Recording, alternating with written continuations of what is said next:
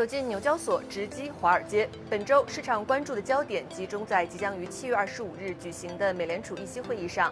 目前，华尔街普遍的预期是美联储将在本次议息会议中重启加息的步伐。美联储前主席、诺贝尔经济学奖得主伯南克7月20日在富达投资组织的网络研讨会上明确表示，他认为美联储将在下次的议息会议上再加息25个基点。但与此同时，他也相信7月份的加息很有可能是本轮加息的最后一次。在经济数据方面，根据周四美国劳工部公布的数据显示，截至7月15日当周，美国出请失业金的人数较上周的23.7万人减少了9000人，至22.8万人，这是近2个月以来的最低点。这显示出美国劳动力市场具有一定的韧性。在焦点个股方面，电动汽车制造商特斯拉第2季度的财报喜忧参半，由于持续的降价导致营业利润率下降。周四，该公司的股价一度下跌近10%。首席执行官马斯克表示，他们可能需要进一步降价来提振销量。同时，他还表示，提高汽车销售量比每辆车的利润率更为重要，因为他相信特斯拉公司将在未来通过销售自动驾驶软件来获得更多的利润。随着企业陆续发布新一季度的财报，有哪些板块是目前华尔街分析师高度关注的？美联储在6月维持利率不变之后，7月份的会议中是否会再度加息？展望下半年，美股市场是否还会延续上半年的强劲涨势？纽约时间7月21日，直击华尔街栏目邀请到 TJM Investments 的董事总经理 Tim Anderson 先生来谈一谈本周美股市场财报发布的情况，以及对下周美联储货币政策会议的展望。Hello, Tim. Hello, it's so nice to be with you today.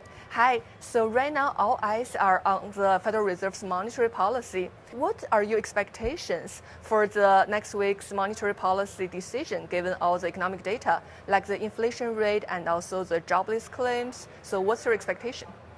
Well, it's certainly clear that if you look at the Fed funds futures pricing in the commodity markets in Chicago and a number of comments from leading Fed officials and even from some prior senior Fed officials, they're almost certainly going to hike 25 basis points next week. I had expected that June might very likely be the last hike, but you just can't ignore the guidance that they've been giving and the pricing of the Fed funds futures coming out of Chicago.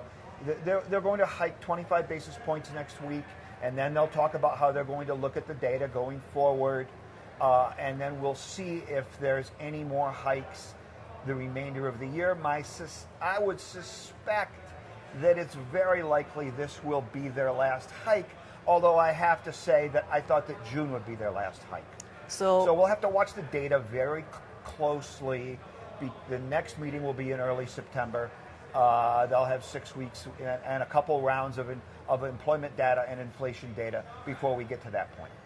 Okay, this week Microsoft is also very important because it hits an all-time high, record high. Yep. At the same time, Tesla and another Netflix tech sectors, their stock prices have dropped dramatically. Right. So what is your current viewpoint on the tech sector? And do you think the technology stocks will continue to be the driving force for the market rally? Well, certainly, mega cap tech has had a huge move over the first 4 or 5 months of the year, and the rally has broadened out a little bit over the last 4 to 6 weeks. Microsoft had a very big announcement on Tuesday that caused an intraday 20-point rally where they announced the pricing for their AI product, and that may have been a sell on the news event because it has sold off since then.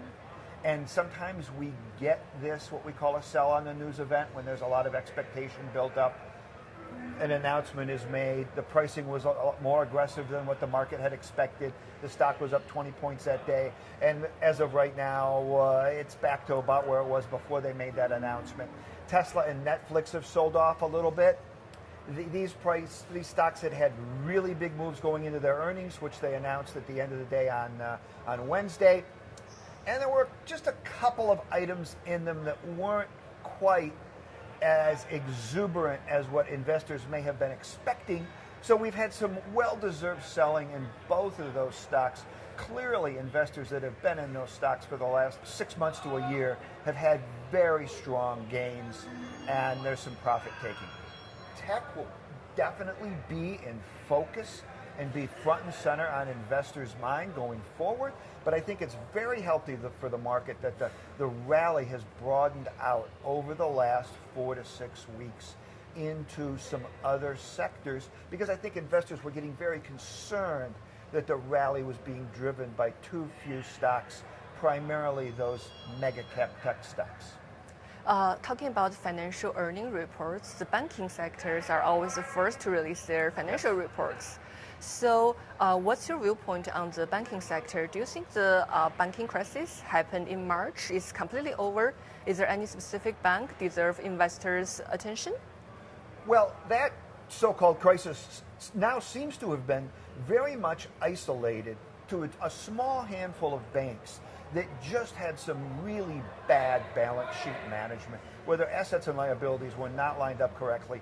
They had completely misjudged how sticky their deposits were from institutions and big funds that had money on deposit, and they didn't have nearly enough retail deposits, which historically are a lot more stable, so that when they started to get some withdrawals, they got into a big problem. Now, that has not waved through or reverberated across the rest of the banking sector, which was the big concern at the time. So that's a positive.